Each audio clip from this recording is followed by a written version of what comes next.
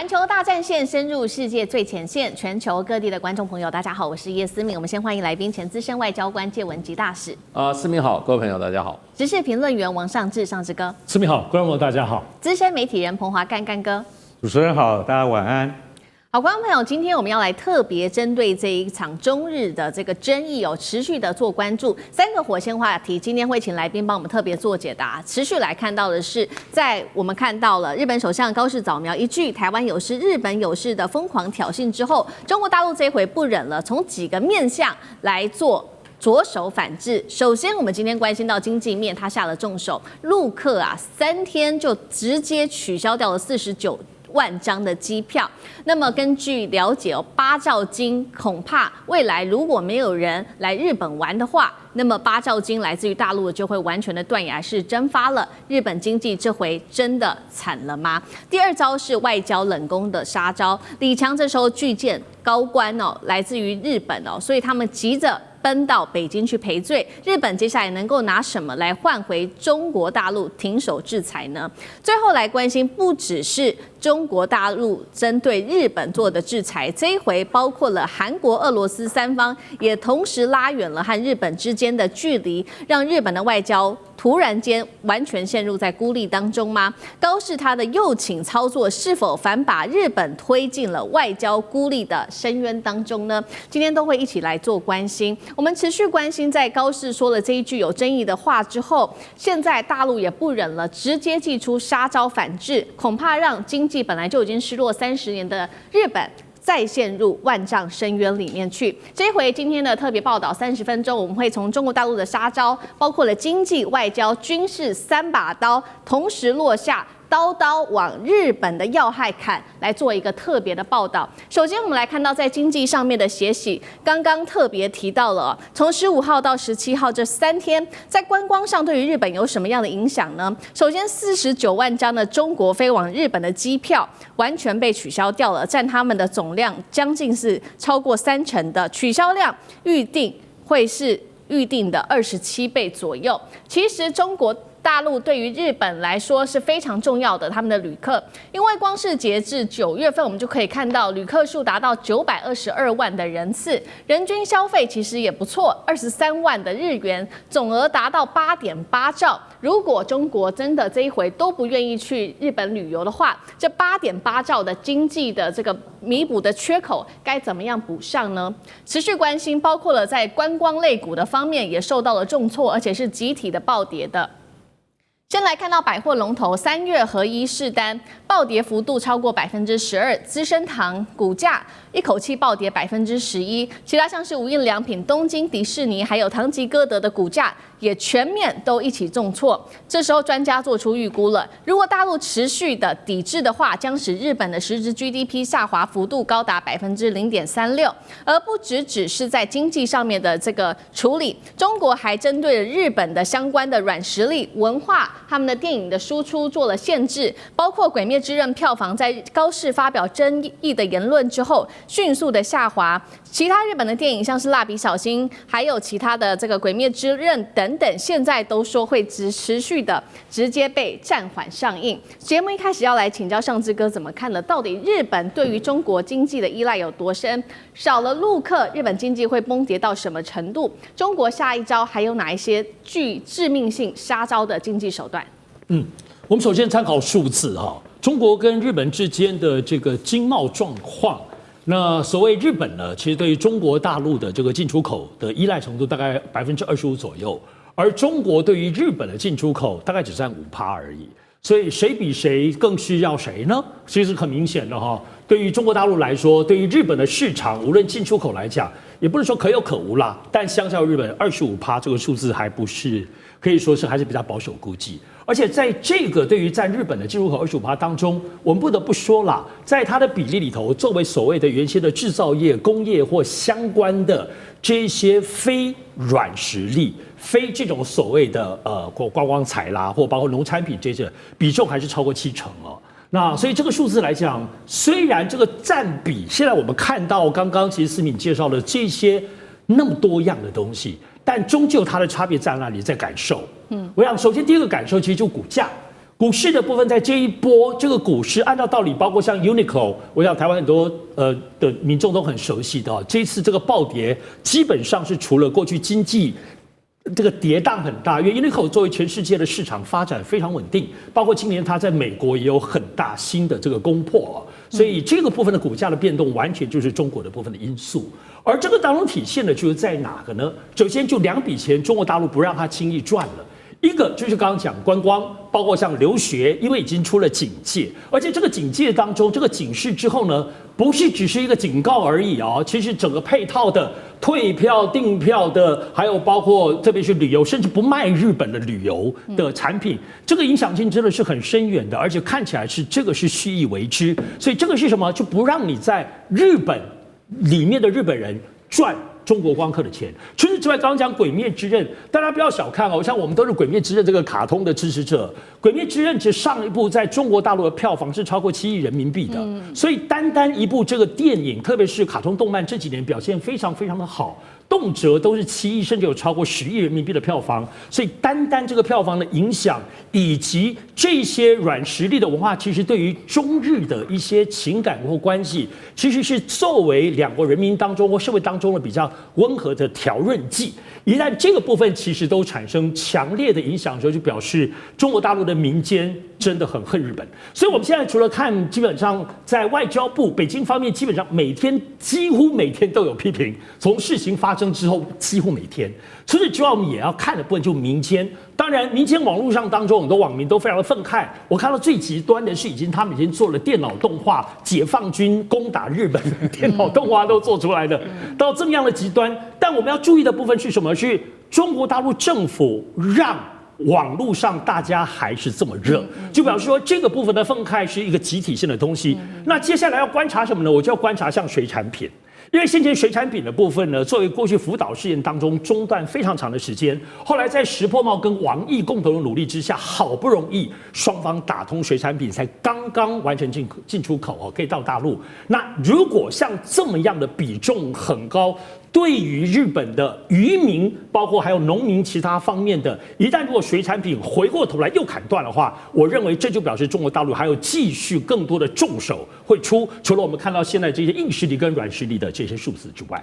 好，我們剛剛特別提到的是大陸現在也是跟着民意這個恨日本的情緒不斷的在蔓延，所以大陸官方祭出的3大招，剛剛說從經濟觀光下手，還有留學生做各種的限制之外，恐怕造成日本的經濟受到重大的影響。現在第2點，我們要來看到大陸的第2個殺招就是外交了。中國總理李強是直接宣布了，在 G20 裡面他拒見高市早苗。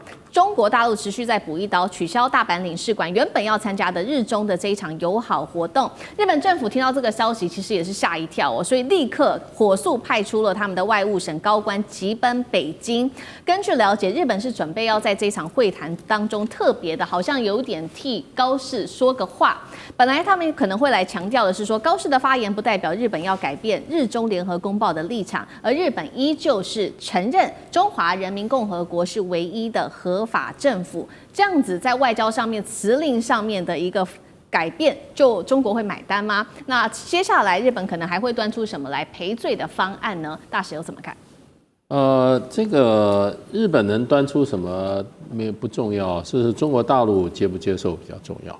哎，那這次這個日本派外務省的這個亞洲及大洋洲局的局長啊，金井正章赴北京，基本上就是要說明，这說明我們這個高市早苗涉台言論並沒有改變日本對這樣相關問題的既定立場啊，這個有一點點啊，把這事情看太簡單了。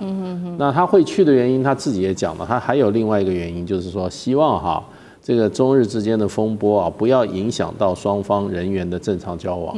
也就是說，中國大陸限制觀光啊，或者說去這個他們這個老百姓去日本留學啊，對日本是造成很大的這個經濟上的這個打擊，所以他才去的。所以並不是他真正認為他這句話講的有什麼不對。所以我覺得這一次金井正章可能他不曉得已經離開沒有，因為他可能還在北京吧。那這個周旋我想他可能只能把一些話傳回到東京，因為他的層級不夠高。那這件事是首相這個惹的禍啊，那可能要相當高的成績啊，來做出一個怎麼樣一個回應。中國大陸現在要求很簡單，收回發言，就把你講的話收回去。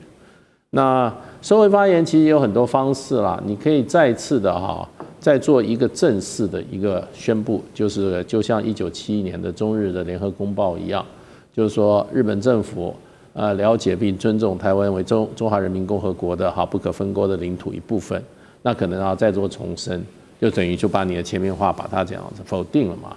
那所以就是說，我認為未來的話，中國大陸可能會提出来，就要不然就是說你更高層的外相以上，外相以上的做一個正式的對這件事情的一個公開的一個發言，那麼要。不是說沒有改變，而是要再次重申，台灣在日本這個政策裡面的立場啊。因為這次，這個高市早苗他這個發言，這個是等於偷渡了2個概念。一個概念就是台灣在日本政府裡面，過去從1971年1972年開始，日本不承認台灣為一個國家。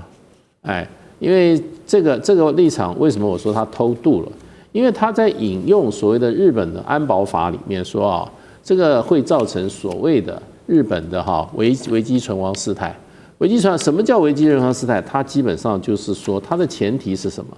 他說與日本有密切關係的國家遭到武力攻擊。那這個遭到威脅到日本的生存。那它前提是一個國家。對。那他用這一條的話，那就等於日本又承認台灣為國家，所以它是2個概念。另外一個就變成就是說，台灣它認為是一個國家。第二個呢，它會因為這個會影響到日本的生命自由、人民的生命自由，所以變成是日本的危機存亡事態。所以解放軍就是說，他的自衛隊就可以行使自衛集體自衛權。那所以它是2個概念。所以我覺得這件事情不要說對中國大陸，對任何國家來講，都是不會輕輕放過的。因為這個高市早苗這個挑釁事實上連日本人都覺得他非常的輕率跟危險，相當的危險。所以我認為對於未來的話，可能就變成就是說，要不然你這個外長外相以上的官員，這外相還有這個所謂內閣官房長官。要不然就是你的首相，你做一個正式的發言，那發言的內容的話，你也不必說我收回，可是你就要重申很多日本的立場。另外一個很有可能的就是說，雙方再簽訂一個聯合公報，對於這個台灣問題那麼日本再做一次承諾。所以如果我覺得這2個基本上，如果日本不能配合的話，那我認為剛剛講到的這個什麼只是人員的往來的這個停止然後幾個電影片不能演。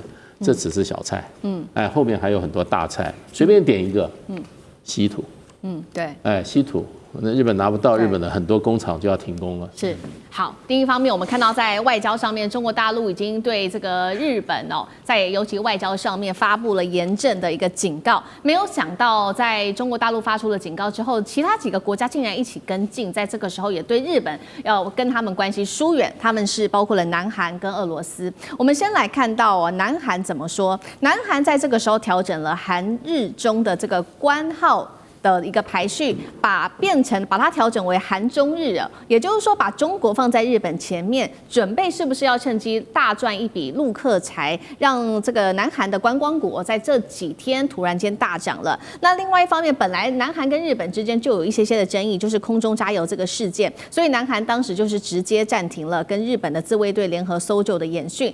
韓日關係也瞬間降到了一個冰點。再來看看俄羅斯因為受到這個俄烏戰爭受到來自於日本的制裁，所以呢，俄羅斯已經宣布了會無限期禁止30名的日本外交官和學者入境到俄羅斯，並且在和日本有爭議的這個北方四島進行軍演，完全忽視於來自於日本的抗議。整體來看，我們現在看到包括了中国大陸、包括了南韓跟俄羅斯3方同時跟日本拉近距離。高市早苗這種比較右翼的一個操作，是否害了自己，讓日本的外交反而陷入在孤立當中？幹哥怎麼看？其實現在就日本跟大陸之間的，因為這樣高市早苗的不當發言，可是，在國際間也引起很多漣漪，大家就沒有注意到。像韓國一向啊，他們在外交實力上，因為我們用中文來講的話，哈，一定是講中日韓，對不對？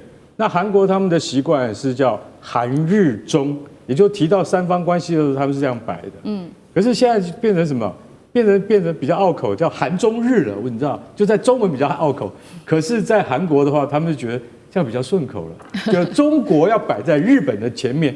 因為這個在官方文件，或者是你在這個媒體上面，你看到的會覺得說，讓韓國人自己本身他們會發現說不對，那個好像狀況變了，你知道？把中國提到日本的前面，為什麼？不為什麼？因為最近發生一件事情，也就是說有一架韓國的特種部隊飛行隊的一架那個黑鷹直升機啊，它竟然越過了獨島。韓國叫獨島，日本叫主島。這個島始終都有爭議，為什麼？因為這個島實際上是韓國在控制，但日本一直說那是我的，韓國說那不是你的，那是我的。所以這個島其實距離兩國都分別是160公里左右這樣子，然後就說距離兩國都是差不多的距離。但是呢，因為韓國先派了什麼？先派警衛隊上去。先派警衛隊上去之後，只有34個人，那個島上到現在只有34個人而已。可是為了這個事情，你們韓國的這個直升機怎麼可以飛過獨島呢？然後飛過了，還要求跟日本說，在附近的島嶼要求加油。他說這個簡直是欺人太甚了。所以為了這個事情，老實講一句，也引起了外交風波。所以光這兩件事情，韓國竟然你說有一點哈，也是有點可笑，就是說。韓國說，本來今年的這個月，就11月13號到15號，韓國的軍樂隊要去參加日本海軍節的軍樂表演。他說啊，那我們也不去了，連軍樂表演都不去了。這個只是一種交流。那影響所及，最新的就是日韓兩國的海上聯合搜救訓練。其實這個聯合搜救訓練在美國主導的 RIMPAC， 也就是環太平洋演習，是一個非常重要的訓練，各國參加的都必須要經過海上聯合搜救訓練。你知道為什麼嗎？就萬一有潛艇沉了，或是船海軍艦艇沉了的話，那你要怎麼在最快的時間把人給救上來？各國都要參加，澳洲啊、紐西蘭啊、日本啊然後還有這個印尼啊等等這些國家都必須要參加這個訓練。日本跟韓國已經進行過10次了。20多年來進行過10次，但是最近卻停了。你就曉得說，其實韓國跟日本之間的關係是不是因為中國的事情而造成的這種影響？不一定。可是俄羅斯就很明顯了。俄羅斯最近公告30個名單上面有的，不管是日本的大臣學者，還有富士電視、讀賣新聞、朝日新聞、每日新聞的記者，不得入境。為什麼？那就是報復你日本在北方四島的爭議上面一直都沒有對俄羅斯友善。我覺得俄羅斯在這方面還又宣布了要在北方四島進行軍演，這我覺得日本在外交上面這段時間真的感覺到很孤獨啊。好，謝謝幹哥。那我們休息一下，馬上回來。地緣政治、美中之爭、戰略價值、強權崛起。小國生存，現在與未來洞悉事件走向，掌握世界脈動，全球觀點盡在環球大件。